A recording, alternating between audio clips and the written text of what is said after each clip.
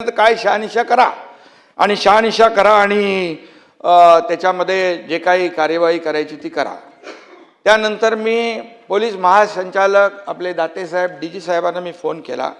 phone केल्यानंतर मी त्यांना सांगितलं अशी अशी घटना त्या ठिकाणी अशी निवडणूक आहे आणि मला थोडी शंका आहे की तिथले पोलीस अधीक्षक हे दोन मतदार जे आहेत, कारण बहुमत इकडे या बाजूला होतं शंभूराज देसाई मकरंद पाटील आणि या सगळ्यांकडे, आणि हे मतं कमी करण्यासाठी आणि त्या निवडणुकीमध्ये